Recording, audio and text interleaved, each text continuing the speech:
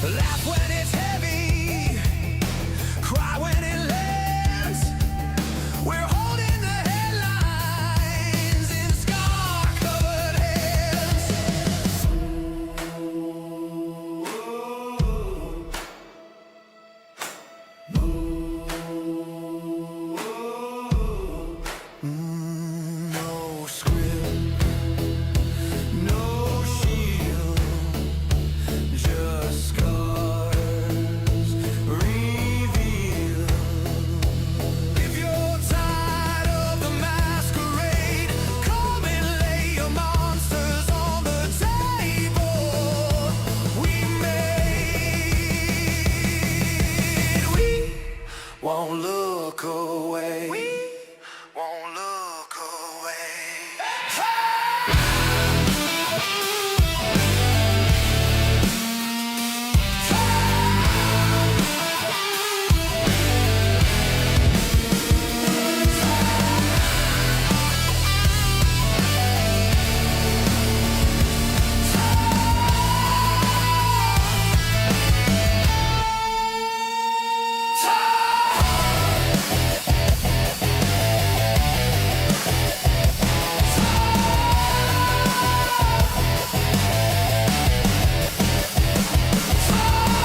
Worst case, our whole family is murdered. Worth it. She started selling stuff. What's up, guys? Good morning. Welcome to Talk Hard. We're going to take a little bit of a deeper dive into this Lego situation. Thank you, Joe, for sending me those links. We have got the first one. That's Nate Bargatze. His link is in the description. Also in the description is a link to the Discord. If you have any stories you want me to take a look at and share with everybody else, by all means, do that. Join the Discord and send us off some stuff. Rex, I got what you those that you sent there. I'm gonna take a look at that, but I have a feeling that those things tend to be very boring. But I'll take a look at it. They're interesting, but they're just boring as hell. It might be something that I have to edit down. Hope everybody's morning is going good. Good morning, Goldie. Let's see, we're done with that. All right, so this first one is I forget. I'm going to play this one simply because I'm curious what other people are saying about this situation. And then after that, we're going to take a look at the police department, their media release, what they're saying about the situation. And then we're going to hear from the original owners of the Lego store, what they said. Because they kind of, if you remember, they kind of got booted out. Oh, you're going to Plano? Oh, I'm taking my kid to see the Star Wars movie.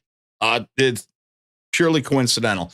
Taking my kid to see the Star Wars movie today. Otherwise, I'd meet up with you for lunch, buddy.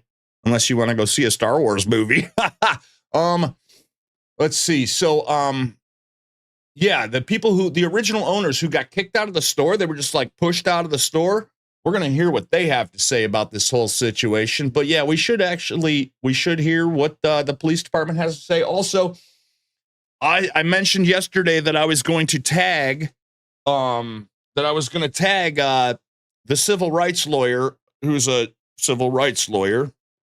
I'm not sure how he came up with that name, but I was going to tag him. Well, he's on a case.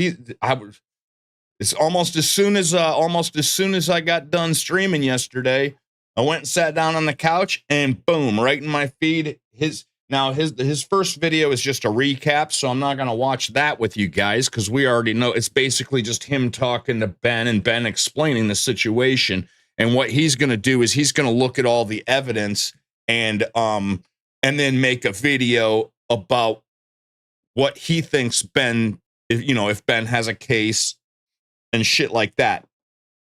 What I'm curious about is let me know if you know, like when somebody goes to court, like all that police footage from their body cams that's redacted, that they got rid of the audio. Does your defense lawyer get unredacted body camera footage? And does the judge get unredacted? Is that simply redacted for the public?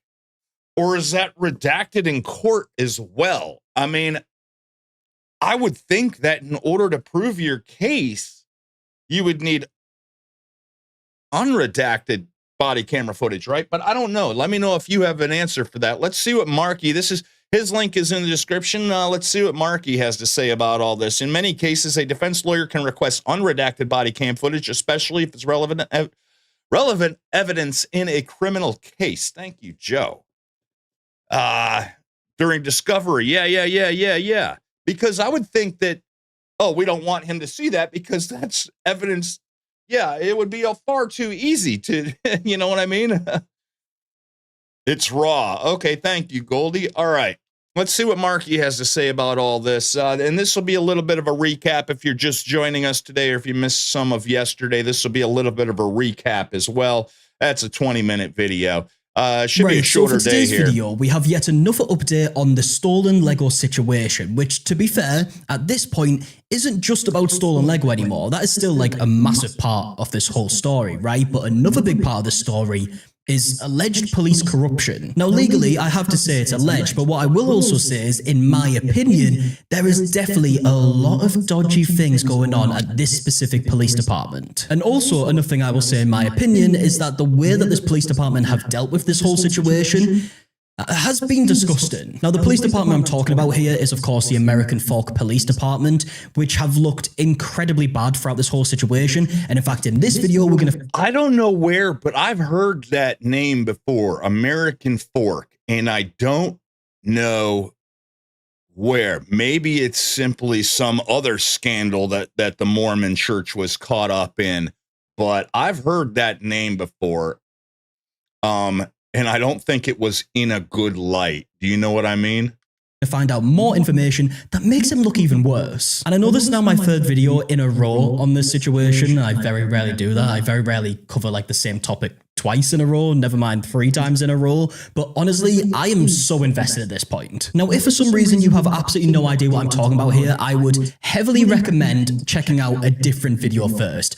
Either my other 2 videos that I've already made covering this situation, or of course, Reckless Ben's videos where he goes into a lot more detail. Like I said in my second video on this situation, it is basically impossible to give a fast recap of what has happened so far because there is so much information. If I did try to give a fast recap, it really wouldn't do it justice. Thank you. So again, yeah, I would definitely recommend checking out my other 2 videos, or of course, Reckless Ben's videos. But of course, in today's video, we are talking about Bricks and Minifigs. They're a store that buys, sells, and trades Lego. And a couple of years ago, Brian, who we can see on screen right now, actually took a very valuable Lego collection to one of these stores, specifically the store in Salem. It was his dad's collection. He wanted it to be sold. sold. So he took it to the store. They agreed to some type of consignment deal where they would sell the collection. And then, of course, they would take a percentage and Brian would get the majority. Now, unfortunately, this whole situation took a very horrible turn when the ownership of the store actually changed. Because since then, Brian can no longer access the collection when, bearing in mind, in the consignment agreement, it specifically said that he would still own the collection until it's sold. And on top of that, he hasn't been compensated for the collection either. And this is unfortunately a situation that has been ongoing for about 18 months now, and we still don't have a solution. Now, a YouTuber called Reckless Ben has made a bunch of videos on this situation where he has tried his absolute hardest to get this collection back. Unfortunately, he has been unsuccessful, but one thing he has been very successful with is making a lot of people aware of this situation. And now there is a lot of pressure on Bricks and Minifigs to do the right thing and resolve this situation. Again, that is an incredibly brief summary of the situation that really doesn't do it justice at all. Again, I would recommend checking out some other videos first, but in my last video, we spoke a lot about the police. We took a look at Ben's video where he shows a lot of concerning footage that does not make the police look good in the slightest, and we also took a look at a video response uploaded by the American Fork Police Department where they dispute some of Ben's claims. Now, since my last video, Ben has actually uploaded a response to this response, and that is one of the things that we're going to be taking a look at today because, again, there is more information that makes the American Fork Police Department look incredibly shady. Now, on top of that, I actually want to take a look at the lawsuits involving Chris and Benjamin, who owned the Salem store previously. And as we briefly spoke about in a previous video, they are now suing. I mean, anytime you get pulled over for running a stop sign and they walk up, don't even ask for your ID. They just immediately say, "Who's Ben?" That's targeting. That's called targeting. You can't. Bricks and Minifigs. So I decided to actually take a look at this lawsuit, and there is some very interesting details in there. You've got to remember as well, like Bricks and Minifigs have basically been blaming Chris and Benjamin, the previous owners, throughout this whole situation. And in this lawsuit, there is definitely a lot of details that would answer some of the unanswered questions that a lot of us have had so far. But let's actually take a look at a few things that Ben says in response to the police department's response video. Again, though, I'm not going to cover every single thing he says. I would recommend checking out his video. But yeah, I'm going to focus on some like key things that we mentioned in the last video when we see Ben's response. So by now, hopefully all of us have seen the footage of the police department entering the Airbnb that Ben and his friends were staying in because they had a search warrant for stolen Lego. Not the stolen Lego that Bricks and Minifigs have been accused of stealing, but stolen Lego that Ben has now been accused of stealing. And the reason for this, because the Airbnb owner overheard a conversation around stolen Lego. They told the police, and for some reason, the police decided to show up with a bunch of officers with their guns drawn, with like assault rifles, and enter the home to look for this stolen Lego. And all of a sudden, they really care about stolen Lego, apparently. Now, Ben does actually respond to this in his video, and he mentions that the police were well aware of this stolen Lego situation because he's told them on numerous occasions. Yeah, and if they just use some common sense, when they heard the Airbnb owner say there's that a lot of someone was stuff talking about that, stolen Lego, they could. There's a lot of stuff, and we're going to see this in the police response where they try to make it seem like it's okay that they like their excuses, their reasons, I guess, is subjective, but their excuses or reasons for raiding his house are super sketchy. No judge in their right mind would sign a search warrant. No judge who, would sign a search warrant based on what they had. Probably work out what they were talking about. They knew that I didn't steal the Legos, that Josh stole the Legos. He basically stole a $200,000 collection of Star Wars Legos. But still, why did they raid my house for stealing the Legos when there's an overwhelming amount of evidence that Josh stole the Legos? When I requested the body cam footage of this to try to find the answers myself, they redacted everything, and they claimed it was to protect the victims. However, one of my friends set up a GoPro as we were getting swatted, and we caught the entire conversation on camera. Included in the warrant are Legos. Yeah, so apparently the police just didn't want to tell Ben like what the reason was for this search warrant, and it wasn't until he was actually released from jail and he was given a copy of the search warrant that he found out that it was something to do with stolen Lego. But I think at this point it has become very clear, at least in my opinion, that the police are really just looking for any excuse to try and arrest Ben. I mean, the GoFundMe one is probably the craziest example, right? There is literally footage of the police officers saying like, oh, the GoFundMe stuff, yeah, we're probably gonna have to put you in jail for that. Which which of course to any normal person sounds absolutely ridiculous. Apparently it's because Ben like accused people of stealing Lego by name in the GoFundMe description, which again makes no sense to me. But It's still, that's slander if it's on video, or it's liable if it's in print. But if you say something, it's slander. It's not criminal. You don't jail people for that. because if he was like hypothetically lying about that, wouldn't that just be defamation? Wouldn't that be a lawsuit? What do you mean you're going to put him in jail without bail? Now, in my last video, we heard the chief of police mention this x-ray, right? Ben says that the police officer actually dislocated his shoulder. He shows an x-ray on screen. The chief of police responds to that and says the x-ray shows like a left shoulder, but in the video, it was his right shoulder. It can't be true. Now, also in my last video, I mentioned that the picture that Ben showed in the video wasn't actually his x-ray. It was from a different website. And I assumed it was probably just used for demonstration purposes, and Ben does actually respond to this in his video. Yes, the stock footage I used to show what a dislocated shoulder is, an image that's clearly not mine because I didn't go to the hospital. I went to jail.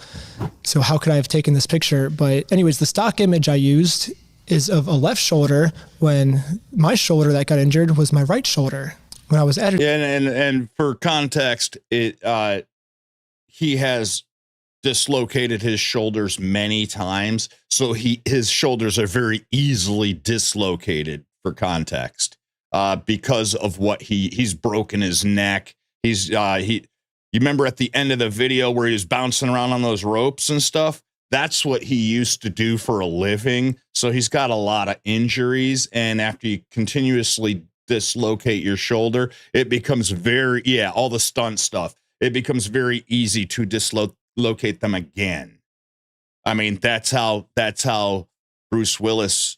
Is it Bruce Willis that runs into the wall? No, Mel Gibson. This, I like to think highly of my audience that they would have known that this was a stock image and I wouldn't have to spoon feed every tiny detail to my audience. And Ben does go on to mention that he has a history of his shoulder dislocating. It happens on a regular basis. And he does acknowledge that maybe for other people, what the police did wouldn't dislocate his shoulder, but because his shoulder dislocated so easily, it did. Now, another shocking thing that we spoke about in the last video was that Josh rang the police and claimed that he was going to shoot somebody. And this is when Ben was trying to serve him with papers. And by the way, it was the chief of police who made this information. What he's talking about, I think, is that remember when they pulled up to Josh's house and Josh was outside talking on the phone and he was waving at his wife inside the house and then all the cops showed up? I think that Josh said, if this guy comes over here, I'm going to shoot someone. And that's the reason all the police showed up. Apparently. No one, right? He says in his response video, Josh rang the police and said he was going to shoot someone. And looking at Ben's response to this, you can tell he's kind of confused how he was the one who ended up getting arrested. Josh was so scared of going to court that he would rather shoot us than accept these court papers. Josh's logic here is that if he can murder the process server and if he can murder me, then he can get away with his crimes because there'll be no one to sue him in court. However, sadly for Josh, murder is illegal. Yeah, it's very illegal. And I'm surprised the police did just kind of like brush over this in their video. I guess like... And it's a good thing because like 80% of us here wouldn't be alive today if murder wasn't illegal. What they would try and claim is that if he did end up doing that, it would be like, I don't know, like self-defense, I guess, because they were showing up to his house, but they were showing up to serve him papers, which they legally had to do. And the police were very aware that this was the reason why Ben was actually there, right, to serve these papers, because multiple officers came up to him in the video to ask why he was there, and he told them. It even got to the point where the police were like, right, you know what, give me the papers, I'll go and hand them to Josh, and Josh just like declined them. And clearly the police were very suspicious about these papers. They didn't think it was real, so they went back to the car, made a call to see if these papers were legit, and they were told that they were legit. But in my last video, when we took a look at the response video from the police department, they claimed that these papers had already been served. So basically what they were trying to say is that Ben actually had no reason to be there. He wasn't just trying to serve papers, he was using that as an excuse, and I guess he was just there to kind of like harass Josh. Now, Okay, so they're saying, yeah, you're just using serving papers as an excuse to harass him. Well, but I have to serve the papers. I can't. Doesn't even even make sense? When Ben's response, he shows two very damning pieces of information that contradicts what the chief of police said in his video. The first one being the same body cam footage we saw in the previous video where the police officer's making a call to see if the papers are legit, but we actually see more of the call in this video, and we do actually hear that this police officer was told that the papers haven't been served. Okay, so the defendant needs to be served with papers before the case will, I guess, start. Yeah, that's how that works. Okay, thank you for your help. I think that's all for today. Thank you. I mean, he even asks to clarify, right? I mean, that's just common. Is it me? That just seems like common sense. So they need to be served the papers and notified of the court date before the court starts. Is that common sense to y'all? Says, like, does the defendant need to be served? He's told yes. Now, just that piece of information definitely contradicts what the chief of police said in his video, but another thing that Ben mentions is that this was actually on the 10th of March, the day that he showed up to serve these papers. The chief of police also confirms in his video that this was on the 10th of March. And in Ben's video, he shows this screenshot to show that the papers were actually served on the 13th of March, so a few days after this. So obviously, if that is actually the case and they were served on the 13th of March, I just don't see how you can come to any other conclusion than the chief of police just lied in his video. Now, another thing that Ben mentions throughout this video quite a lot is that he wants the police to actually release the body cam footage without all of the audio redacted. We spoke about this in the last video, right? When we take a look at the body cam footage, there is a lot of audio that is missing, which is kind of normal when you look at police body cam footage. They do redact audio here and there, but it is usually for privacy reasons. So, of course, this has been their excuse throughout this situation too, but they accidentally left in one bit of audio on one body cam in the last video, and it really didn't make them look good. And when Ben pieced together the audio and the video, it basically showed a police officer saying like, oh, well, they haven't done anything illegal, so what are we supposed to do here? And then turns out they were actually arrested. So seeing that, it obviously begs the question, what else has been redacted? Is there more conversations where the police say things like, oh, they haven't done anything illegal? Yes. Little, we'll play that too. So what Little is talking about is that Bricks and Fig, the funny looking guy with the mustache, I forget his name, Eamon. God, how much of a Mormon name is Eamon? Eamon sent a cease and desist to Patreon. Yeah, the Patreon CEO, and his response to the cease and desist is hilarious. We'll play that too. That was pretty funny. Welcome in, Little. Here, but we're going to arrest them anyways. In my opinion, that isn't very far-fetched because we have seen that these police officers, in my opinion, are extremely dodgy. And in fact, do you remember when they searched the car that Ben was in for 2 hours because they believed there was a certain substance that begins with H inside the car? Well, there was also some body cam footage at that time that really doesn't make the police look good. Good with these guys being able to drive? Yeah, I think so. I didn't see anything clear as day with Tyler that I noticed. What's the goal of right now? Yeah, I was gonna scare him a little bit and let him go is all I really was gonna do. We have charges. That's called intimidation. Or are we just tired of them being annoying? Okay, so a couple of things on that footage that we just saw. I mean, first of all, they said that they haven't really seen anything suspicious, which again contradicts what the chief of police said in his video, where he says that the officers had like a reasonable suspicion of impairment because their eyes were like glossed over and all this shit, but then in the footage we're hearing the complete opposite. And on top of that, we actually hear an officer say, oh, I'm just trying to scare him a little bit. Exactly, gonna scare him a little, and that's intimidation. That's and yeah. All right. So, Little, where else? Because I have heard the name. If you're from Utah and you know what they're talking about and stuff, I have heard the name American Fork, Utah before, and I don't know if it was just because it's like the headquarters of the Mormon Church or something, but I've heard it before, and I don't remember it being in a good light. I can't remember if it was regarding corruption or not. But I don't know if you know of any. If you know of anything else, in fact, this would be fantastic for a follow-up video, for a follow-up live stream. If anybody can find any other videos regarding corruption in American Fork, north of Provo, and Provo is where the Mormon church is. The headquarters for the Mormon church. But if anybody can find anything else regarding corruption on American Fork, the link for the Discord is in the description. I'd love to watch some of that.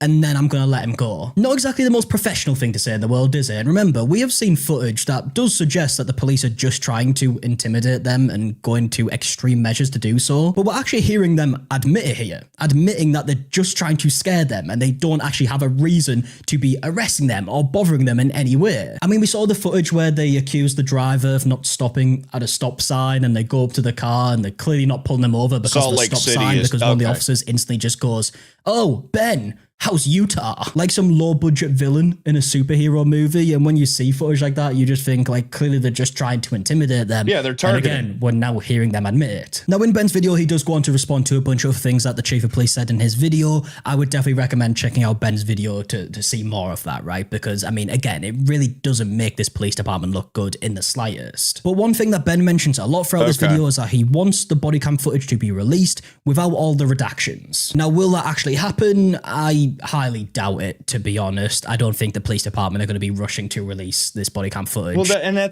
that's why I was asking if and when I would guess when they go to court, if the body cam footage has to be given to Ben's attorneys unredacted so that they can prove their case.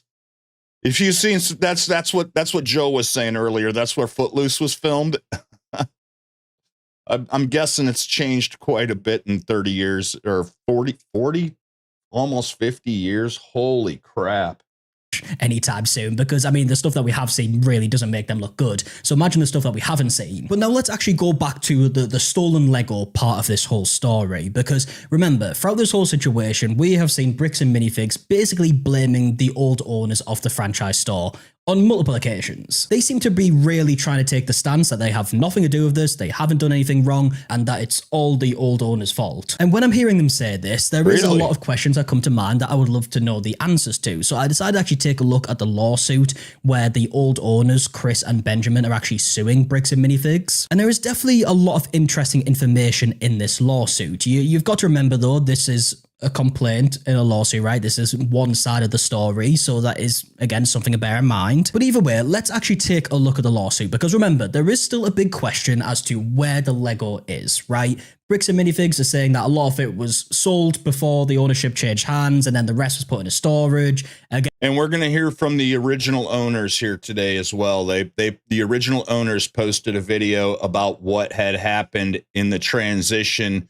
And so we're gonna hear from them today as well. And they're basically saying they had nothing to do with it. But looking at this lawsuit, Chris and Benjamin are saying that isn't true. So we can see in his first line, it's not all it's caught up to be. I had the movie Anchorman. In the movie Anchorman, Will Ferrell's house was filmed. His house, like all the scenes inside his house, was my neighbor's house in Atlanta.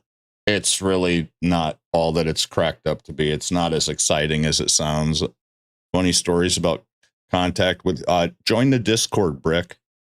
Here it Join the says, Discord. in November 2024, BAM, without valid cause, abruptly terminated the franchise, changed the locks, and took control of the store and all its inventory. Now, in one of the many statements that BAM have posted, they actually said this: BAM Corporate repossessed the Salem location because the previous independent owner had stopped making payments on the purchase of the location, had not been paying royalties for multiple months, and owed additional tens of thousands in back pay for unpaid expenses on her behalf. Now, looking at this lawsuit, it seems like Chris and Benjamin are basically saying that's kind of like half true, but it's actually BAM's fault. So we can see here it says, the purported defaults BAM used as a pretext were problems of BAM's own making and had been cured or waived. BAM failed to transfer the store's bank account and property lease to plaintiffs as required, directly causing the payment issues later cited as grounds for termination. Once plaintiffs discovered these problems, they worked with BAM to cure them, and BAM accepted restructured payments for many months without complaint. So yeah, we can see here that they're saying that, again, it was kind of half true,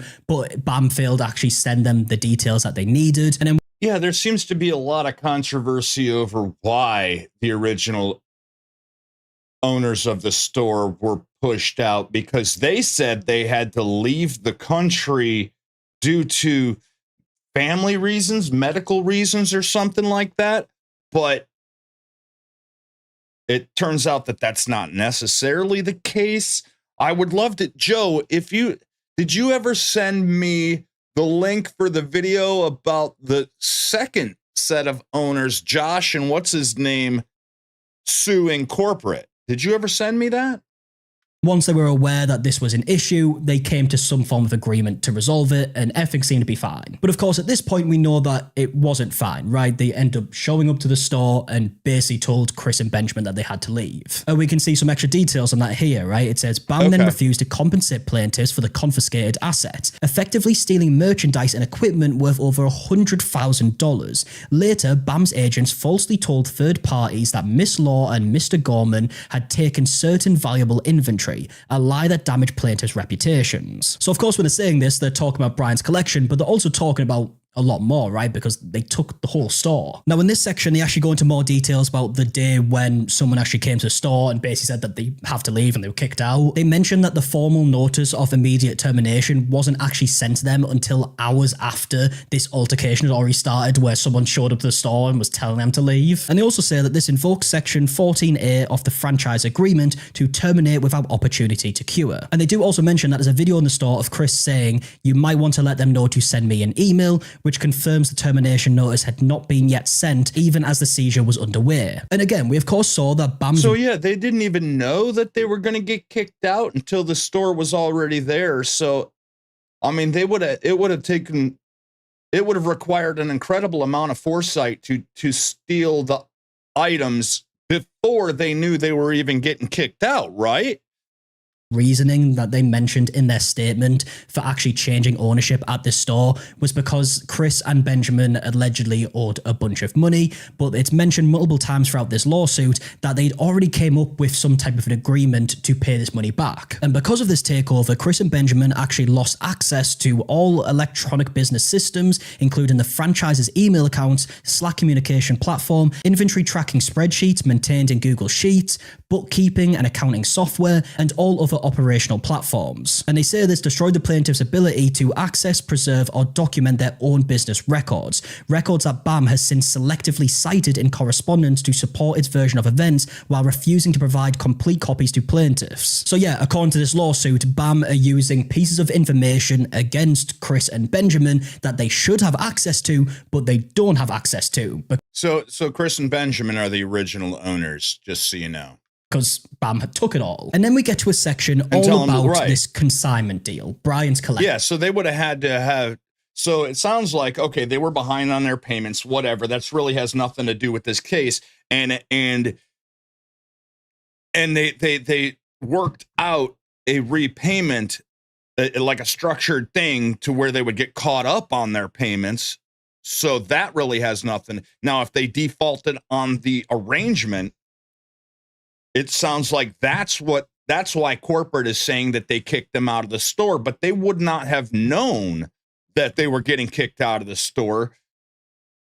So now, one big question that I have wanted there's so to many know the moving answer pieces to was involved in how all much this. of Brian's collection was still in the store after ownership changed hands. Because bearing in mind, in BAM's statement, they have said, after taking over the store, we discovered a small number of sets valued between $2,000 and $5,000 that could possibly be related to Mr. Mansell's collection based on the limited information that we've received. They also go on to say that they offered to return these items and he refused, because of course he did, because that's a tiny amount. And even in the interview that we took a look at in the last video, the CEO, Amon, he basically said that a vast majority of Brian's collection was either sold before ownership changed hands or was put away into storage. And he also basically said that they don't have access to the inventory that is now in storage, again kind of insinuating that Chris and Benjamin have took the collection. Now, as for the storage part of this, I did actually come across a video by a YouTube channel called Bricks and Pieces, and in this video he actually received a statement from Chris who mentions this whole like storage situation. And we can take a look at it here, right? It says the store had, I believe, 2 break-ins while we had his collection and 2 previous to getting the collection.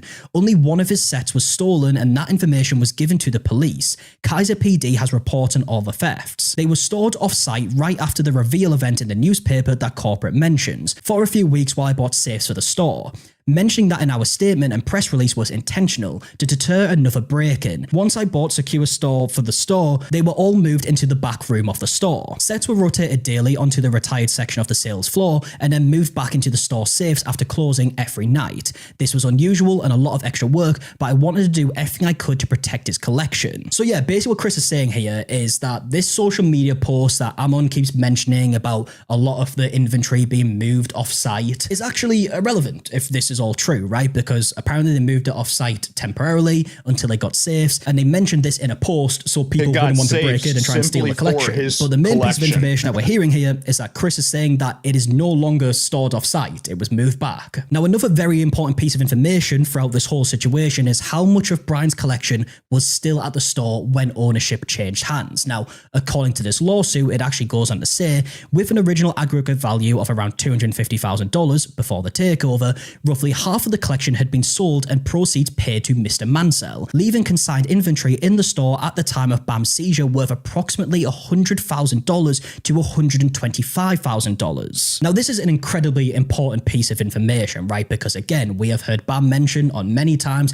the majority of the collection was either sold or put away into storage. Now, of course, we're just hearing Chris's side of things here, but according to Chris, the storage thing, again, is kind of irrelevant. And as for the items that were sold before the takeover, that was actually paid to Brian. And once ownership changed hands, there was at least $100,000 worth of Brian's collection still at the store, which of course is very different to the $2,000 to $5,000 value that we heard from Bam. Now, it also mentions that the collection owner subsequently prepared handwritten inventory lists documenting each consignment set by Lego item number, organized by month of consignment, and verified the inventory with a signed attestation reading verified above his signature, Brian R. Mansell, confirming the specific sets that had been placed at the Salem store on consignment. So again, you've got to remember, Bam have said on multiple occasions that they're not aware of what items belong to Brian because there's no proof of it. Whereas according to this lawsuit, they're saying that this isn't true. It was noted, and by the looks of it, they would be aware of what items actually did belong to Brian. And according to this lawsuit, Bam knowingly took custody of property it knew belonged to a third party and accepted the obligations attendant to that custody. They then go on to mention things like the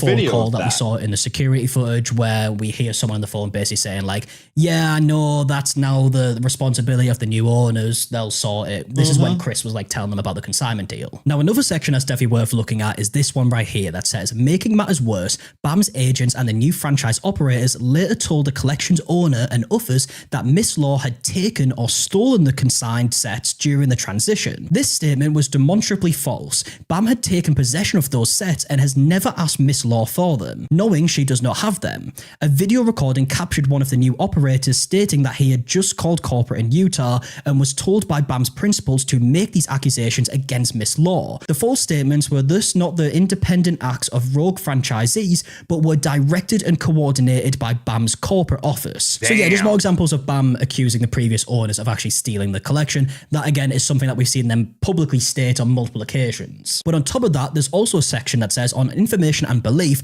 Bam and its agents have made similar disparaging statements to others in the franchising community, to Lego corporate and to law enforcement. So not only have they made these claims to Brian, but they have also apparently made these claims to Lego corporate and law enforcement. Which of course, if that turns out to be true, and what we're hearing in this lawsuit also turns out to be true, you would imagine that there should be very serious repercussions, but I mean, who bloody knows at this point? Now, of course, like I said earlier, it is important to know that this is one side of the story. We're going to have to see how the legal process goes. Obviously, Bam are going to have to respond to this, but just based on everything that we have seen involving Bricks and Minifigs to this point, I find it really hard to trust them, and I mean, that's their own fault, right, with the way they've acted throughout this whole situation. And to me, the most damning thing that we see in this lawsuit is that apparently there was still around $100,000 worth of Brian's collection at the store when this takeover took place, which again is very different to what Bam have been saying. But bearing in mind all the information that we spoke about in today's video, I would love to know your opinions in the comment section down below. It's so according to their, I mean, they had Ben had a whole inventory that was like 5 pages of inventory. And now, obviously, I didn't read all 5 pages, but you can kind of see as he's kind of flipping through them, that a lot of them are like highlighted in yellow and orange. And again, I don't know. I'm sure somewhere on that inventory list, there would be a spot on the spreadsheet, whether or not it sold, how much it sold for, etc. Acting like, well, money was owed, so all the stock is ours. Yeah, which simply isn't the case. I mean, if money is owed, for example, if your car is sitting in my driveway and then I owe the guy down the street 10 grand, he can't come take your car just because it's in my driveway. You know what I'm saying? Okay, so that sheds a little bit. Let's see what the police department had to say. This ought to be good.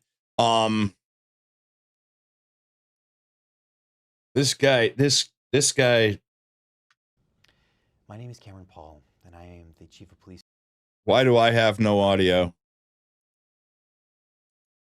For the American Fork Police Department. Hang on. YouTube videos. I'd like to address the members of our American Fork and Cedar Hills There we go. community regarding some videos currently circulating on social media that have been presented in a way that calls into question some of the actions of our department.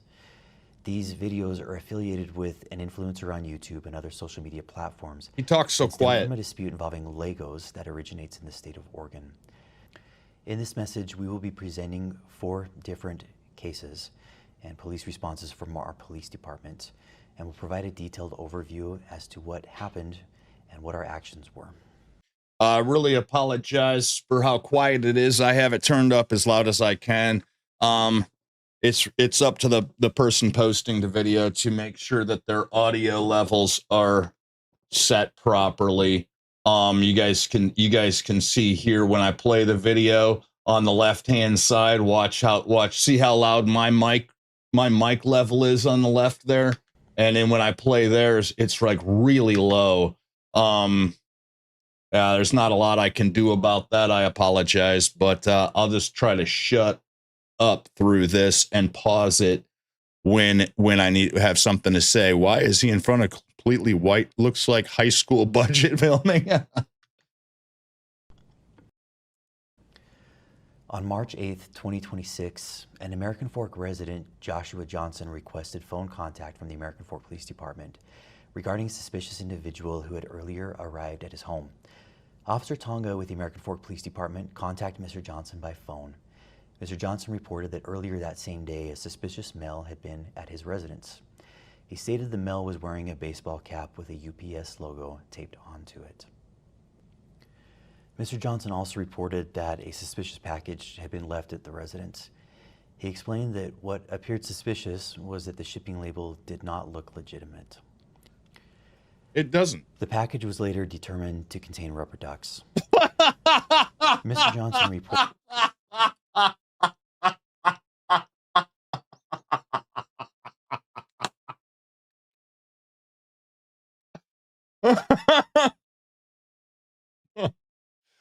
I gotta hear it again. I gotta hear that again, you guys. Oh,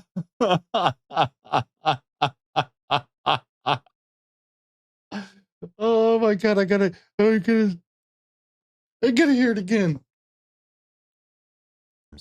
And stem from a dispute involving Legos that originates in the state of Oregon. In this message, we will be presenting 4 different cases and police responses from our police department, and will provide a detailed overview as to what happened and what our actions were.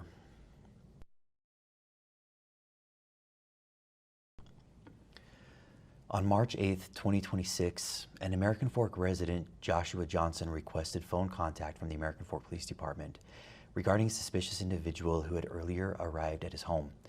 Officer Tonga with the American Fork Police Department contacted Mr. Johnson by phone. Mr. Johnson reported that earlier that same day, a suspicious male had been at his residence. That is suspicious. I mean, look at those glasses. Those are clearly video glasses. I don't even own a pair, but I can tell. Ain't no frames that thick. He stated the male was wearing a baseball cap with a UPS logo taped onto it. Mr. Johnson also reported that a suspicious package had been left at the residence. Did they just dox this He guy? explained that what appeared suspicious was that the shipping label did not look legitimate. Or did I? The package was later determined to contain rubber ducks. Mr. Johnson reported to Officer It contained rubber ducks.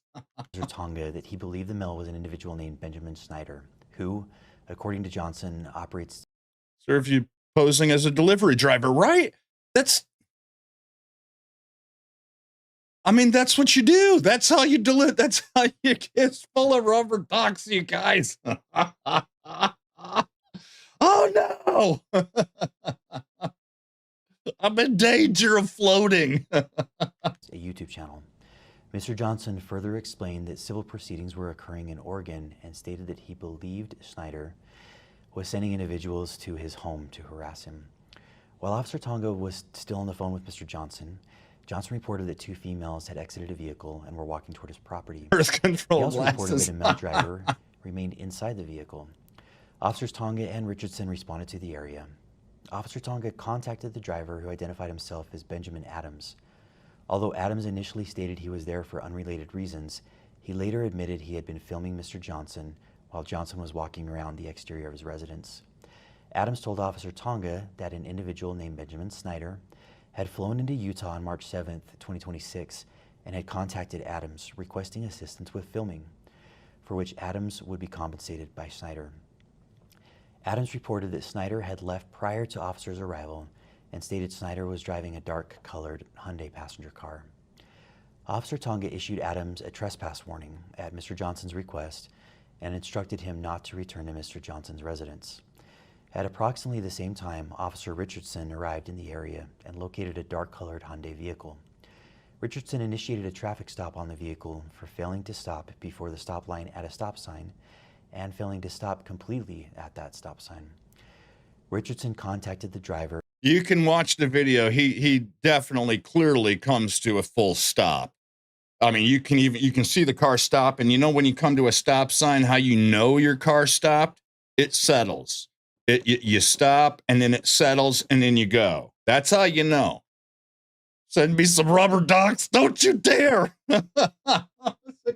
Maybe the guy had rubber duck trauma from when he was a little kid. BCG's birth control glasses. I love it. Yeah, it's because it's forward momentum, and then it settles, and then you go. That's how you know you come to a full stop. Who identified himself as Tyler Shaw. A rear passenger also identified himself as Benjamin Snyder. When Officer Tonga arrived at the scene of the traffic stop, he spoke with Snyder, who stated he was in Utah filming a series regarding civil proceedings originating out of Oregon. Both individuals denied any involvement in delivering the package. At that point, Officer Tonga determined that Adams, Shaw, and Snyder did not appear to have committed any violations of Utah's criminal code. Officer Tonga advised Shaw and Snyder that they were trespassed from Mr. Johnson's property and could not return. Both individuals acknowledged the trespass warning and were released. On March 9th, 2026, Joshua Johnson again contacted our department to report that a male was at his front door, ringing the doorbell and knocking. Mr. Johnson reported the male claimed to be part of a YouTube initiative. Oh, he's saying male? He's saying male, not mill. I'm like, it took me a minute to piece that together. Why is he so quiet? How does he get anything done around the police department? Hey, Bob, we need you to run over there and check on this.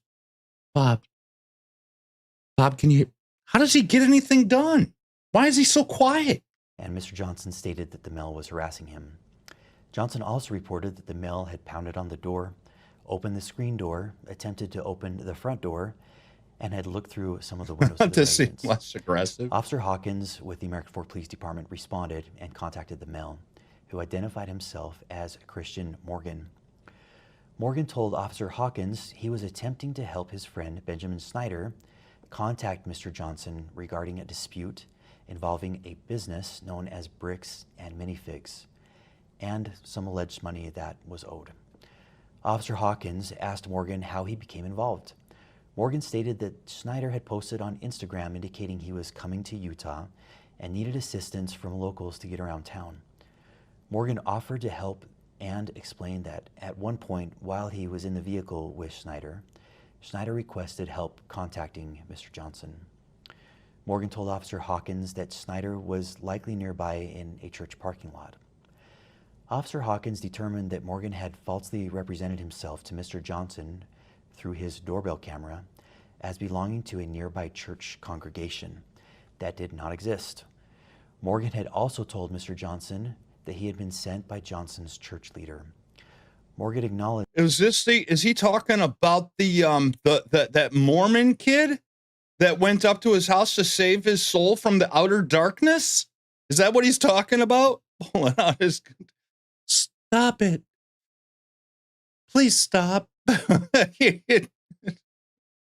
That's what he's talking about?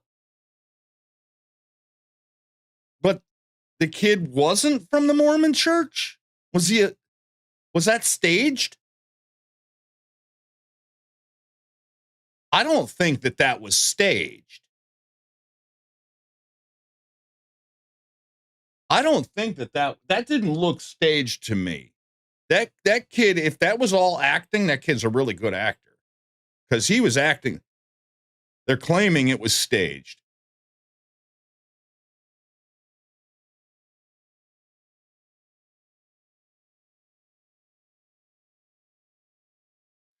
Yeah, he found the kid outside the church, right?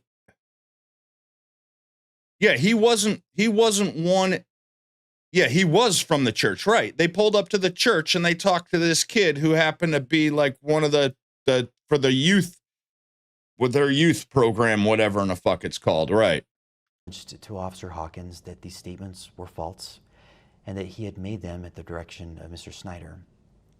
Officer Hawkins issued Morgan a trespass warning and instructed him not to return to the residence. As Officer Hawkins prepared to locate Snyder as part of the investigation, he observed Morgan walking toward a Hyundai passenger vehicle occupied by several individuals. Officer Hawkins believed Snyder may have been inside of the vehicle and intended to contact him as part of the investigation. Officer Hawkins initiated a traffic stop on the vehicle. As this occurred, Morgan turned away from the vehicle and ran away from officers. Officers did not pursue Morgan because he had not committed a crime, and Morgan was not observed again by our officers. There are so many moving pieces in this story. I'm sometimes having a hard time keeping track of who is who. You know what I mean?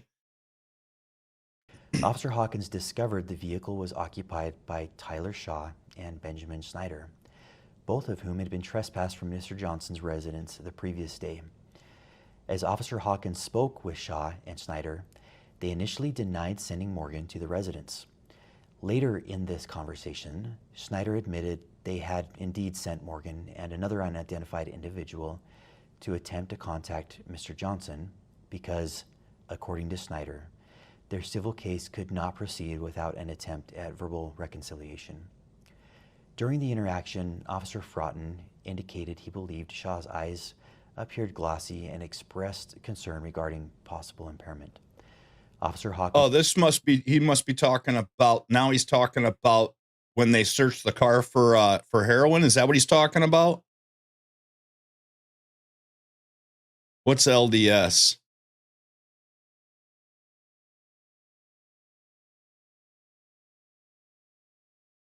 No officer mentioned who was the man who ran. Yeah. They're talking about because his eyes were glossy. Do you know how many? First of all, your eyes are wet. Oh, okay. Latter-day Saints. Yeah. I don't think that your eyes being glossy is probable cause to search the car for heroin.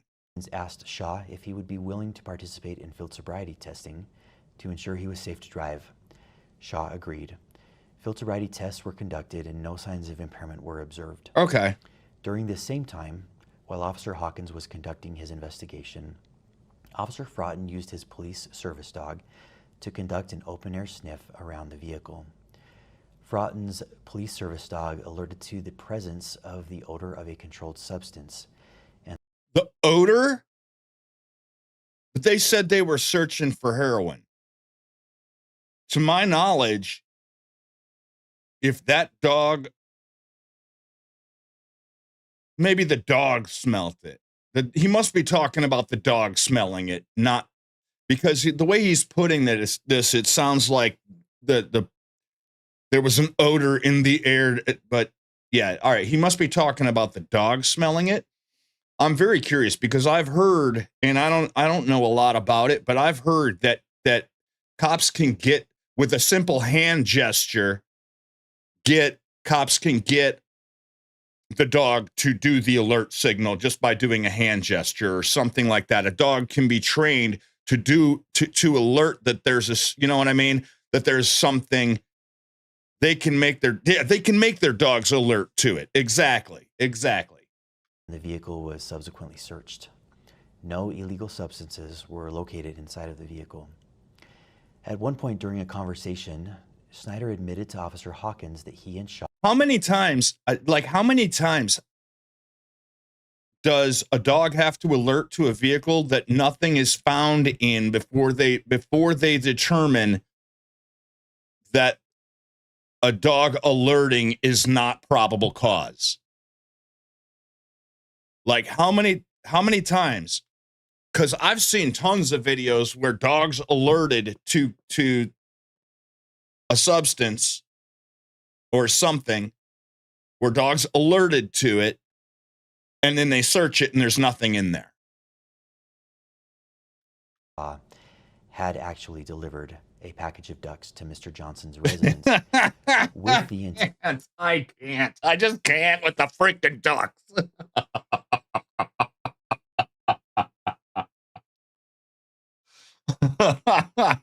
Intent to have Mr. Johnson sign a fake delivery confirmation on Snyder's phone so that Snyder could later use that signature. Absolutely. To create a forged contract claiming Snyder could not be trespassed from the property for 5 years. Snyder indicated he did not believe there was anything wrong with this and believed that there was nothing wrong with his posing as a UPS delivery driver. Ultimately, I don't think that that's illegal, is it? Dressing up as a UPS delivery driver? I don't think, is that illegal? I know you can't pose as a cop, but you can pose as a delivery driver, right?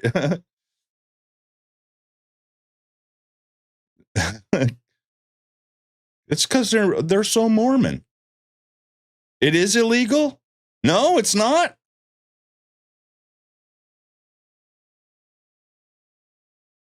False positives. Yeah, exactly. The dog alerted that there was a stripper in the car. Officer Hawkins warned Shaw and Snyder again that they were approaching conduct that could potentially constitute harassment or stalking if they continued to send individuals to Mr. Johnson's residence. Officer Hawkins reaffirmed the trespass warning and released both of them from the scene. Yeah, public servants, right. That would be fraud. Posing as a veteran to receive benefits, to receive something, that would be considered fraud. To give something to someone like a box of rubber ducks, you're not defrauding them.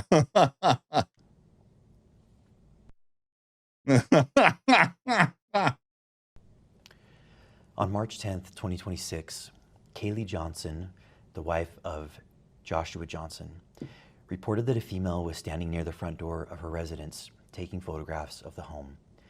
The female was described as wearing long, fake, curly hair. How would she know it was fake? Shortly afterward, Joshua Johnson contacted police and reported he was going to shoot someone. And I don't think that even if it was obviously a wig, I don't think that that's illegal either. Trust electric company people. That would also be fraud, right? So the actual act of dressing up as somebody is not illegal. It's what they do while they're dressed up as somebody that makes it illegal. Yeah. As a result of the ongoing harassment, multiple officers immediately responded to the area. While en route, Officer Sumbat with the American Fork Police Department contacted Mr. Johnson by phone. Mr. Johnson reported that Benjamin Snyder and several affiliates were outside of his residence and had approached the home, frightening his wife and his children. When Officer Sumbat arrived, he located a vehicle parked north of the Johnson residence, and that vehicle was occupied by Sierra Lautz and Benjamin Snyder. Yeah, Sierra was the girl in the car with him. Maybe that was the girl with the fake hair. It didn't look fake to me, but whatever. Officer Sumbat asked what they were doing in the area. Snyder stated that he was involved in a court case and needed to provide legal paperwork to Mr. Johnson. Right. Snyder indicated he worked for himself and that Lautz was his process server. Right. Officer Sumbat then contacted Mr. Johnson to gather additional information regarding the situation. Mr. Johnson explained there was an ongoing dispute involving a Bricks and Minifigs franchise located in Oregon. Mr. Johnson stated that the prior owner, Crystal Law, had reportedly abandoned the store and requested that corporate representatives take over the location. Mr. Johnson identified himself as an employee of Bricks and Minifigs and stated that he had been sent to the store to secure the franchise location and protect company assets. Mr. Johnson further explained that Law had entered into a consignment agreement with an individual named Brian Mansell, but according to Johnson, Mansell had not been paid. Mr. Johnson stated that when he arrived at the Oregon franchise location, Mansell demanded payment from Johnson and his business partner. Johnson reported that corporate representatives advised him they would address the consignment issue directly. However, Johnson claimed that Mansell continued attempting to hold Johnson and his business partner personally responsible under the agreement. Mr. Johnson also yeah, there is some it's not clear if the original owners, when they entered that consignment agreement with Brian, it's not clear if they were allowed to do that under the franchise agreement, B, if they maybe did that personally. Either way, whether they did or not, all those Lego sets still belong to Brian. It was allowed. If that's the case, if that was allowed and it was a business contract, not a personal contract, if it was a business contract and it was allowed, then the new owners would be responsible for it. If it was personal contract, they wouldn't. But either way, those Lego sets still belong to Brian no matter what. Allowed, not allowed, personal, business, they still belong to Brian no matter what. Consignments are all, yeah, there's been some, see, that this is the problem with BAM, with the corporate, is that they keep flip-flopping on what they're saying. First, they say, oh, yeah, we'll give it back. Oh, no, we're not giving it back. Oh, consignments aren't allowed. Oh, well, they are allowed. They keep flip-flopping on what they're saying. And so it's hard to really know exactly what's going on. I'm very curious to see how this all plays out in court. Reported there were Lego sets believed to belong to Mansell that remained at the store. According to Johnson, they offered to return those items, but Mansell refused and continued demanding compensation. From what I understand, they offered to give him $5,000 or $6,000 worth of items. That is what that is what Brian refused, because it's like, if I owe you $1,000, but I write you a check for $100, and in the notes I write paid in full, then I no longer owe you $1,000. I don't owe you $900. I don't owe you nothing. So I think that he refused. Yeah, absolutely. He refused the $5,000 or $6,000 worth of Legos because that could technically make the other $95,000 worth of Legos no longer his. So kind of like, all right, you guys, so I just moved into the new house, right? And I am expecting a security deposit back from my old house, okay? If they send me my security deposit back and say it's like, I don't know, a check for $500, okay? If now my security deposit was like almost $2,000. If I cash that $500 check, then that's it. You know what I'm saying? If I want more than that, I can't cash that $500 check. Mr. Johnson alleged that Mansell had hired Benjamin Snyder to harass, stalk, vandalize the store, threaten to murder the manager of the store. I don't think he was and forge hired. Signatures.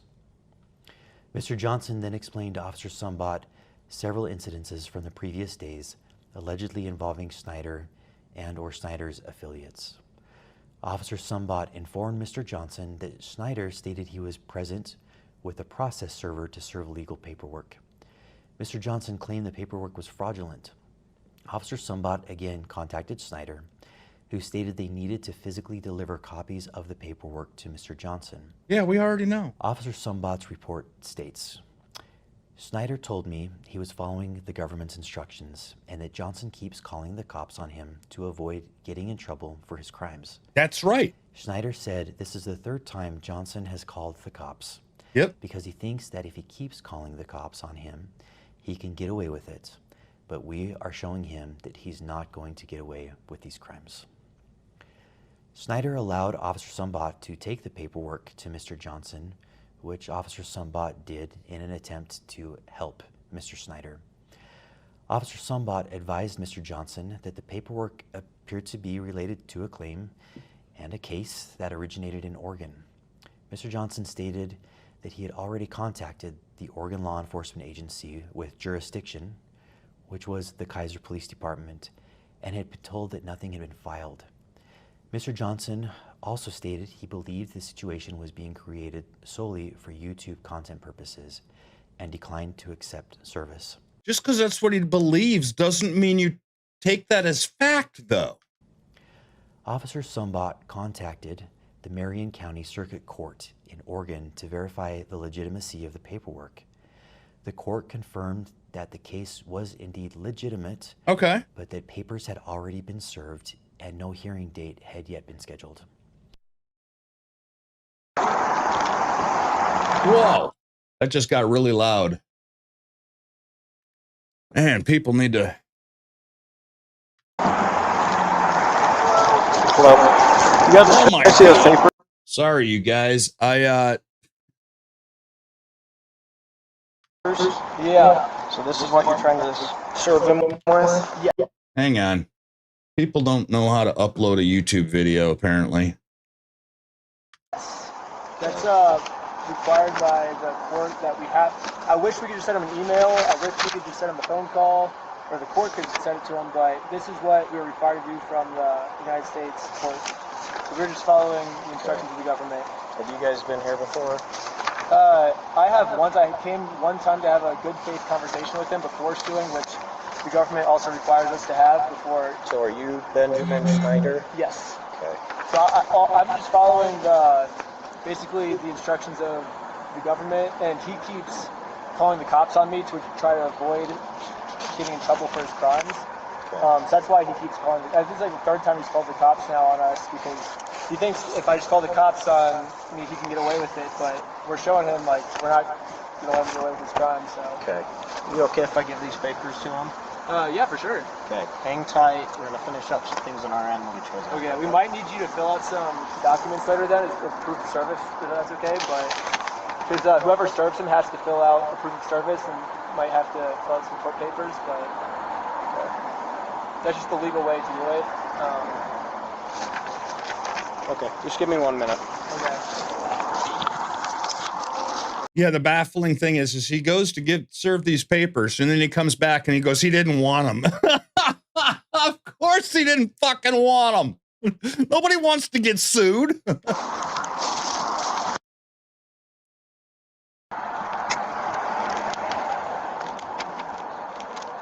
Yeah, everybody, if you ever upload a YouTube video, it's a simple button you click in the editing software. It says normalize audio. It will make all of your audio within the boundaries that works well for YouTube. What was that? He does not want the paper. So He doesn't want it. Sorry. You can't sue him. He doesn't want to be sued. papers. Here's that back for you. Okay. He wanted you trespassed.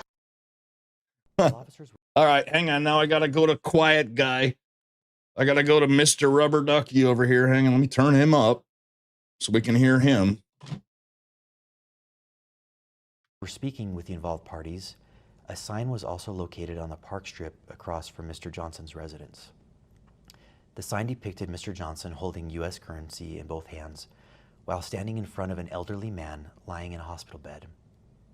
The sign contained the statement, "I stole a dying man's life savings."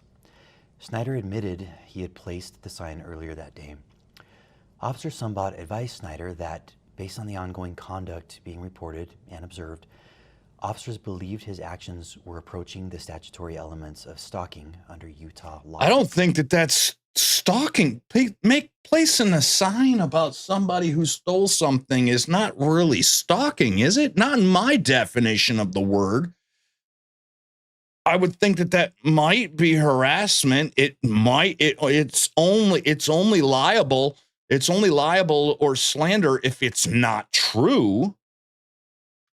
Specifically, officers expressed concern regarding repeated appearances at the residence, directing multiple individuals to contact the family, photographing the home, and placing objects and signs at the property. Officers had already given Snyder earlier warnings. Snyder responded that he believed he was following court procedure.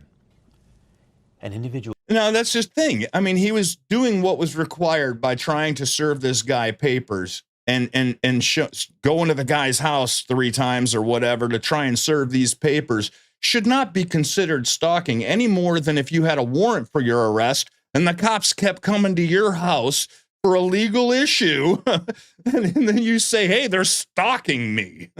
commits stalking if the individual intentionally or knowingly engages in a course of conduct directed at a specific individual and knows or is reckless as to whether that course of conduct would cause a reasonable person to fear for the individual's own safety or the safety of another. That's so basically, if you have a warrant for your arrest and a cop keeps coming to your house to try to arrest you, is the cop stalking you then?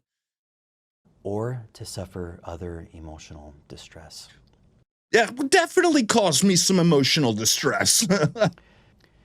Utah law defines a course of conduct as 2 or more acts directed toward a specific individual, including, but not limited to, following, monitoring, observing, photographing, surveilling, or communicating to or about an individual. That could be, that is so vague.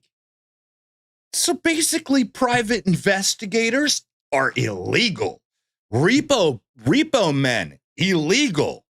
That is so vague. He's basically describing at least a half a dozen jobs.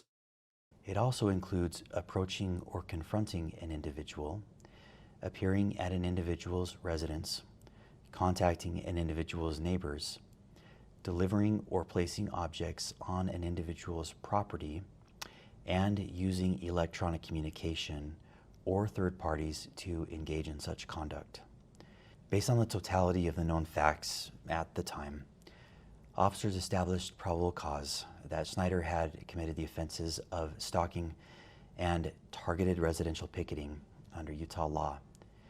Snyder was subsequently arrested and transported to the Utah County Jail. And held without bond, to my knowledge. Bond, $0. On March 11th, 2026, Joshua Johnson again contacted the American Fork Police Department to report that Benjamin Snyder and several affiliates were again in the area. Mr. Johnson reported that the individual he believed had been stalking him was across the street from his residence, placing another sign containing Johnson's photograph. Johnson also reported that individuals involved were speaking with his neighbors. Officer Richard Anytime your neighbor is out mowing the lawn, he's out there again. Richardson with the American Fork Police Department responded to the area and observed 4 individuals hanging a sign directly across from Johnson's residence. The sign appeared to be either the same sign or a replica of the sign that was referenced in case 26AF02033. Officer Richardson contacted the group and asked what they were doing. The group stated they were supporting a GoFundMe campaign for a dying man. One of the individuals, later identified as Sheldon Norcross, voluntarily showed Officer Richardson his phone to display the GoFundMe. While viewing the phone, Officer Richardson observed... Oh, I do want to watch this. Hang on. Let me take a piss real quick, you guys. Hang on one second. Yeah. This is where they took the phone from the guy and they tried to say he was destroying evidence.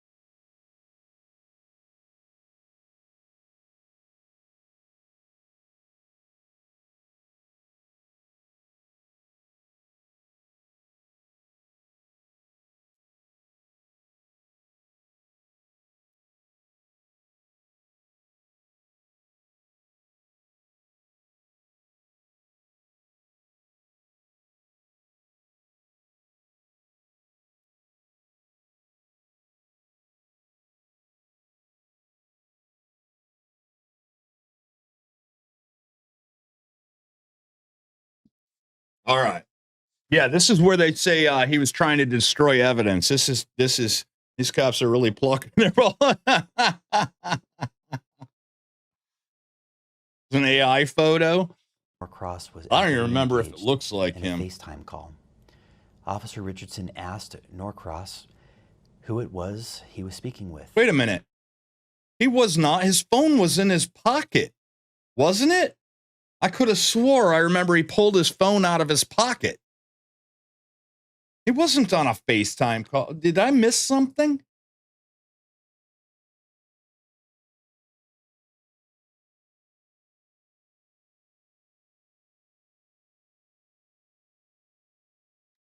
Yeah, it was in his pocket.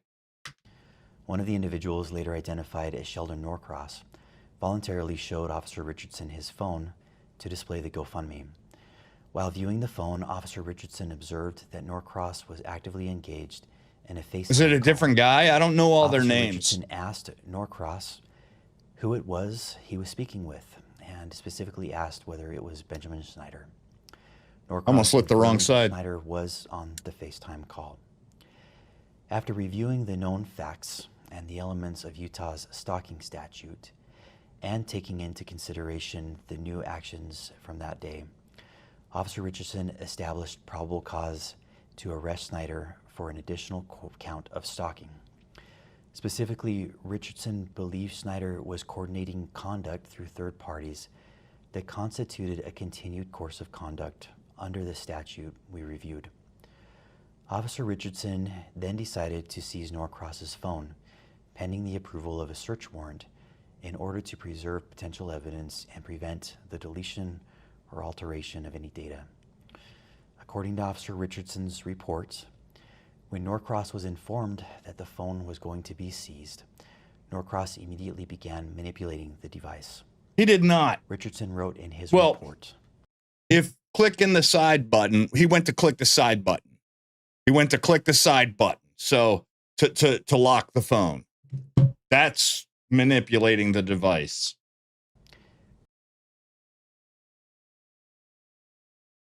Norcross then immediately opened his phone and began manipulating it. which led myself and Lieutenant Adamson to believe he was attempting to destroy evidence on his device. At that point, Officer Richardson and Lieutenant Adamson forcibly removed the phone from Norcross's grasp after what Richardson describes in his report as a very brief altercation. Norcross was then detained in handcuffs as part of the stalking investigation. At this time, officers did not know where Snyder was located. Absolutely. While still on scene, Officer Richardson received information from an American Fork resident stating that several YouTubers had been renting an.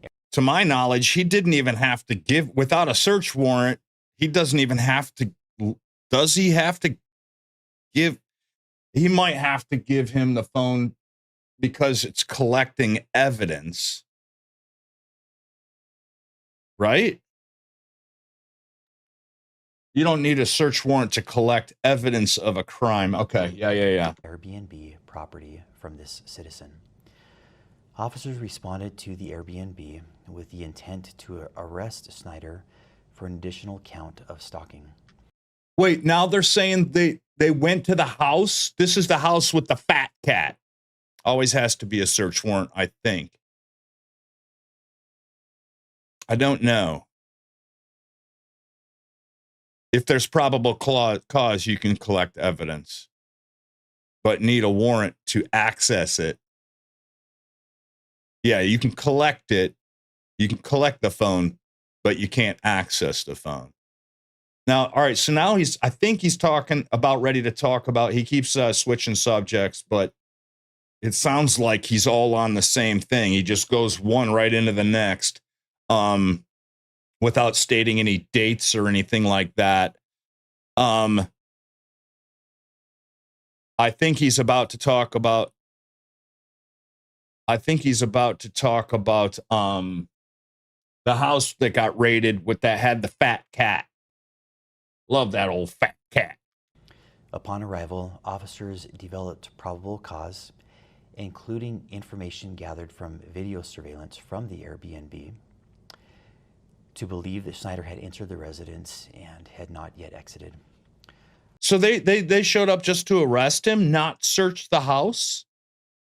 Then why did they search the house? Because they pulled him outside. If they showed up for an arrest warrant. Officers then prepared a search warrant affidavit requesting authorization to enter the residence to locate and arrest Snyder. But Snyder was outside. Maybe this is before they got him outside. During contact with the Airbnb owner, the owner reported overhearing conversations about possible stolen Legos. It doesn't make, look, I'm having a conversation right now about stolen Legos. It doesn't mean there's any stolen Legos in here. It doesn't mean, you guys, we're going to be talking about a lot of things. It doesn't mean they're happening right here. Specifically, officers wrote in the search warrant affidavit, the homeowner also disclosed that he could hear multiple individuals inside the residence speaking about possibly stolen Lego toys they had taken. That they had taken? That information, officers added a request within the search warrant affidavit seeking authorization to also search for and seize possible stolen property, including Lego merchandise. Of which they found none. Roger W. Griffin reviewed and approved the search warrant. Officers executed the warrant as a knock and announce warrant. What this means is that our officers take the time to knock on the door, to present themselves as officers, and to inform anyone inside that they have a search warrant. As they were doing this, individuals... They have to do that. They can't...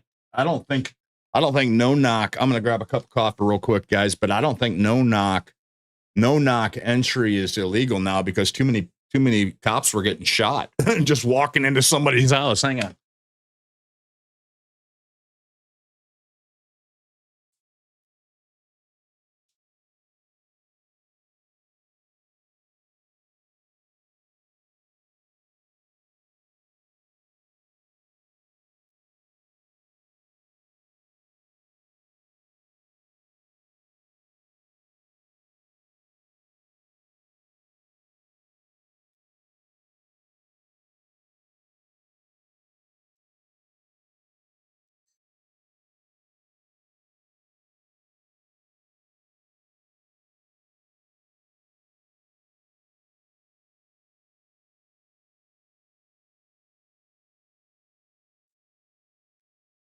the door.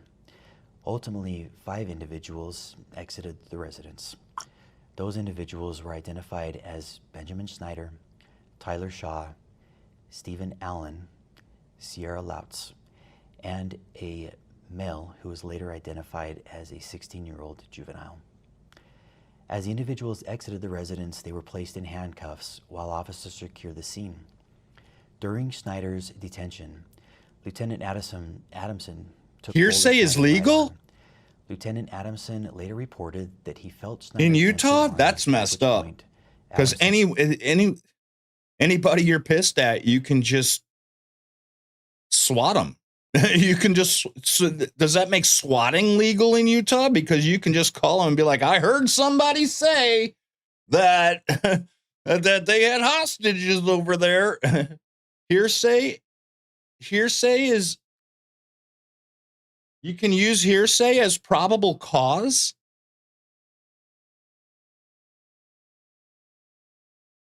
Oh, it's the judge's discretion.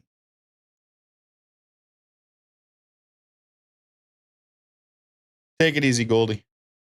And moved Snyder's right arm behind his back to place him into custody. Mr. Snyder later addressed this incident in one of his YouTube videos. In the X-ray image displayed by Mr. Snyder in that video, a small L is visible. He's already said that was it was a stock footage image to show people what a dislocated shoulder looks like. It wasn't his X-ray. In the upper right-hand corner of the X-ray. The L indicates the image is that of the left shoulder. The video shows Lieutenant Adamson handling Snyder's right arm during the arrest. Additionally, officers documented no complaints of exactly, Joe. By Mr. Yeah, Snyder it was a during demonstration. the detention, transport, or booking process at the jail. All 5 individuals were transported to the American Fork Police Department. Due to limited interview room availability, the individuals were placed in a combination of interview rooms and holding cells while interviews were conducted. The juvenile male was also immediately released to his parents upon arrival at the police department.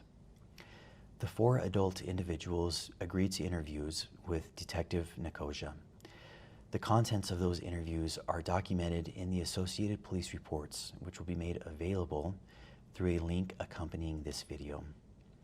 Ultimately, Detective Nicosia determined that Shaw, Allen, and Lautz appeared to have been acting at the direction and encouragement of Mr. Snyder.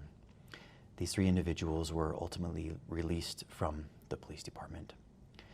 Mr. Snyder was subsequently transported to the Utah County Jail, where he was booked for an additional charge of stalking.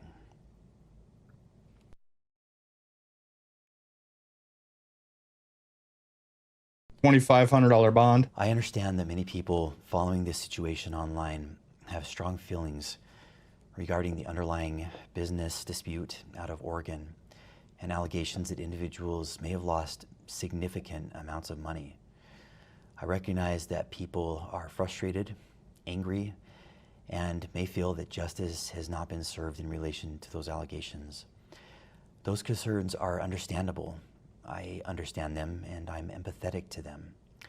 And nothing in the actions taken by the American Fork Police Department should be interpreted as validating, supporting, or defending anyone involved in that separate civil or criminal dispute. Our responsibility in Utah was not to determine who was morally right or wrong in a business disagreement. Sure sounds like it. In another state. Our responsibility was to respond to conduct reported here in our community, evaluate the facts available. They're only the problem is that they're only responding to what their buddy that they all went to the same church. They're only responding to what they say, not what other people are saying. To our officers at the time and enforce Utah law as officers established probable cause that a crime had occurred. The fact that someone may believe they have been wronged financially does not exempt any individual from the laws governing harassment, trespassing, stalking, or other conduct within our jurisdiction. See, they're only talking about, they haven't talked. He's mentioning everything that happened to Ben. What they're not even. For example, have they even yet? Have they? Remember one of the things that they did, the raffle. Remember, by doing that raffle, it made that lottery. It made it illegal for them to hold the item, and the police were obligated to investigate that. I haven't heard anything about that. How'd that investigation turn out? Was there even an investigation to begin with? We remain committed to enforcing the law fairly, objectively, and transparently, regardless of who is involved or what narrative may exist. So, did they even investigate that? They need to, I know, right? And I am the all right, buddy, we're done with you, Cameron Paul. I'd like to address. Like this is all about stuff that they may or may not have on Ben. But what about this other allegations? They haven't. I think lottery thing was dismissed, but I'm not sure. Yeah, they're not. It's like they're not. They're only investigating the things that could potentially hurt the members of their church. From what I gather, from what I've seen, I haven't seen any investigation. Do you know what I mean by this? It's like, oh, that might be something that Josh did. But so I don't think PD would care. It was in Oregon. Was it? Yeah, I guess that was. You're right, Joe. You're right. There's so many moving pieces in this story, you guys. Let's hear what the original owners have to say about this. What's this? We already watched that. Let's hear what these original owners have to say about all this. I'm going to have to do a sound check here in a minute. Let me back this off real quick. Our Lego holy crap! And our life savings, along with a giant collection inside the store, which was owned by Brian Mansell's father, was taken by Bricks and Minifix. And then Reckless Ben made a great documentary about it, and it has blown up. I know you wish you'd done your makeup before that clip that's in the video, but I think you look great. And look, you even get a little Lego version of yourself. That's a little unfair. I'm just blurry in the background. Now it's going nuts across a whole bunch of social media platforms. We want to clear up some common misconceptions and add some details. And yes, it gets even crazier. We will save the craziest detail for the end. First of all, I am not Amanda. I'm Crystal, also go by Chris. I'm Benjamin, not Reckless Ben, the YouTube documentarian. I'm Benjamin Gorman, the novelist.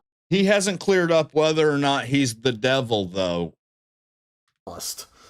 We co-owned the franchise. I managed the store.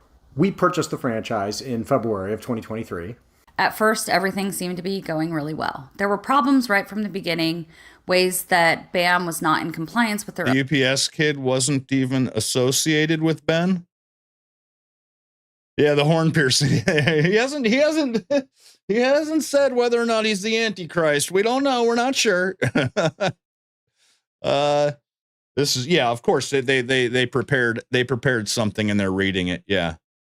Own franchise agreement, but the store was doing well. I mean, that's normal. I loved my customers, and it seemed like everything was going to work out fine. That's normal. Then we decided to move overseas because of my work. I'm a publisher at a small press, not a pipe publishing, and we thought we might need to be publishing from outside the U.S. for political reasons. When we approached BAM about selling the store, they pretended to be open to the idea, though they would later admit they had been planning this.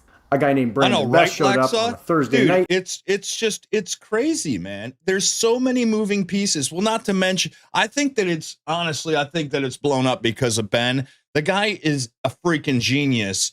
I mean, we were talking about this yesterday, and thank God that he's using his genius for good, because if he decided to use it for evil, he would be fucking Lex Luthor, man. And demanded the keys. They threatened us with the police and promised to do an inventory and compensate us. They said they understood there was a large collection on consignment and acknowledged they were taking that over. It's taking on the business, he takes on all that consignment liability.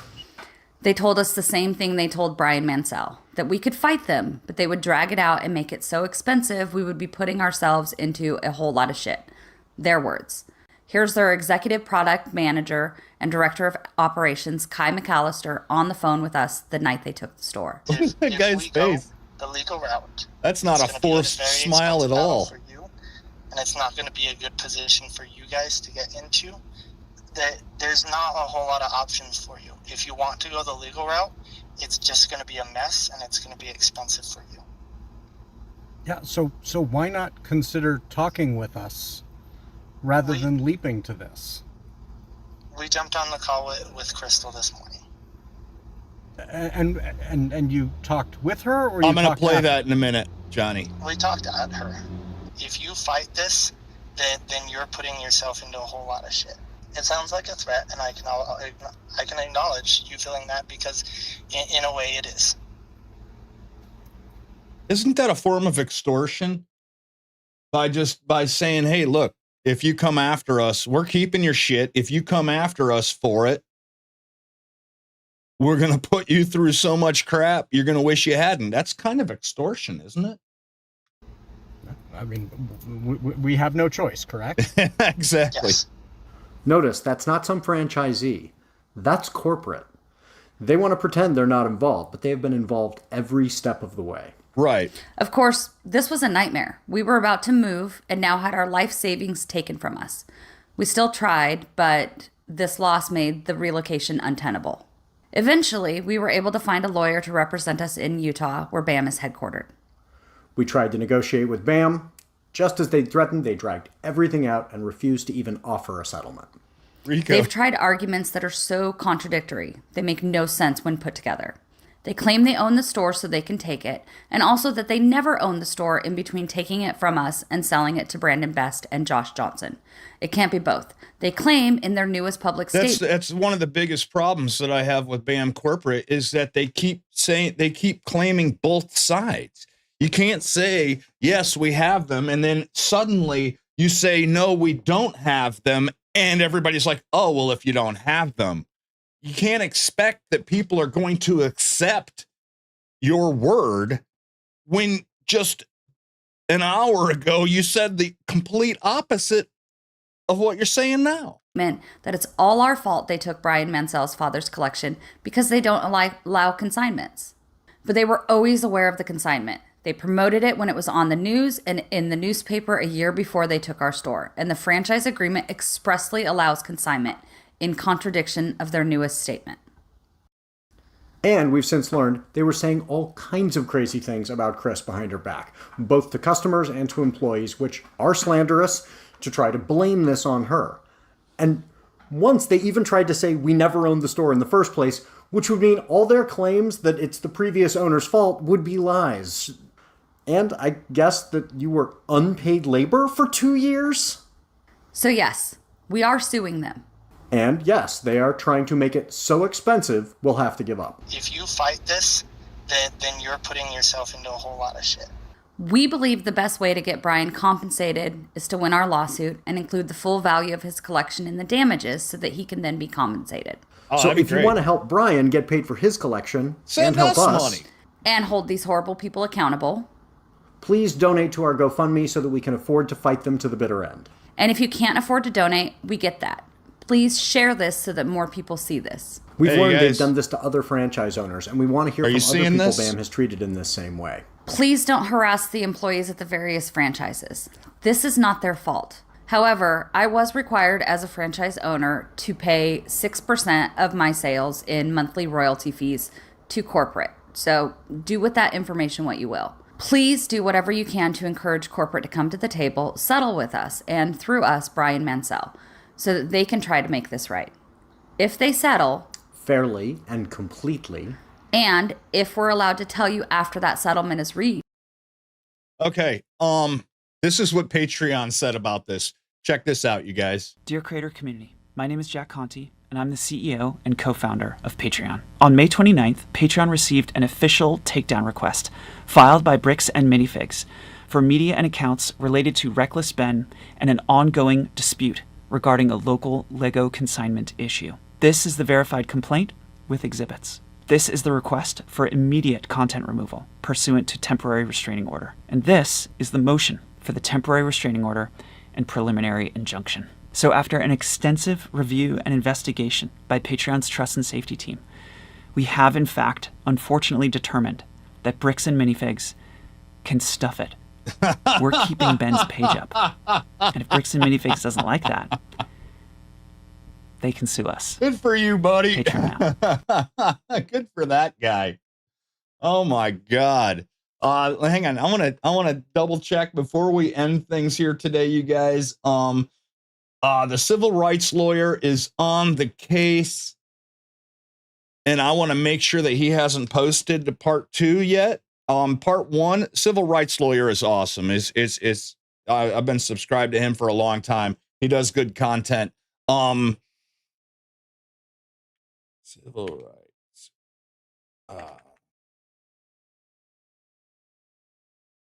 Update. Let's see if that's here. This is just part 1. Okay. So if this is basically just him talking to Ben. When he does part 2, he's going to go through what Ben's legal options are and all the things that he feels like the cops did wrong. He's going to have all the footage, not the edited footage, but all the footage available to him for this video. So as soon as that drops, we'll be watching that. And then also another thing to be keep an eye out for is part 3 from Ben. Should be coming out, I'm guessing soon, because I believe he's working on part 4 right now. Part 3 is on his Patreon. If you can't wait, go join his Patreon and you can watch that now. But everything is linked in the description. If we don't hear anything else, I'm still getting moved into the new studio. So if anything pops up before the weekend, before we play some video games this weekend, join me tomorrow morning. If something comes up, I'll be here. Friday morning, if something comes up, I'll be here. Otherwise, I will see you guys Friday night for 007 First Light and in Crimson Desert on Saturday.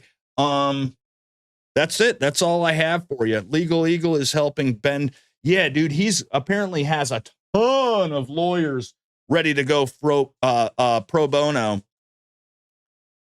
Get it moved to federal. Yes, they're going to try. That's one thing that criminal rights lawyers said. Get it out of Utah and moved to federal for obvious reasons, because the Mormon church, that shit runs deep, man. Those judges in Utah probably go to the same church that the cops and Josh Johnson do. You know what I mean? That shit runs deep. So, you know, I'm not implying anything. I'll let you make your own implications. You guys are awesome, though. I appreciate you. Thanks for hanging out with me. And if I don't see you tomorrow morning or Friday morning, I'll see you. We'll play some video games this weekend. Peace, guys.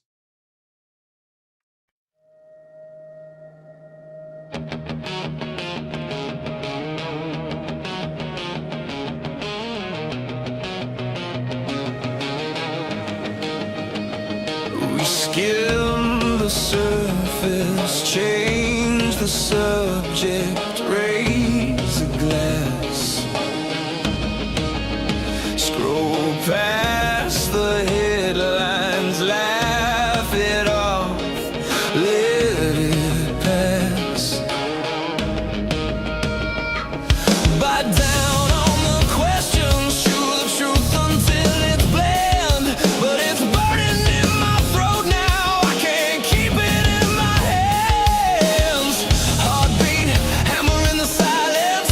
Every word a loaded spark. You say, let's keep it easy. I'm going to send you guys over. I'm going to see if anybody's streaming and send you guys over to them if you want to hang out for 1 second. Talk hard, even when our voices shake. Talk hard till the shallow pieces break. If it scares us, say it louder. Let it cut, let it scar. We don't heal in the dark. We talk hard.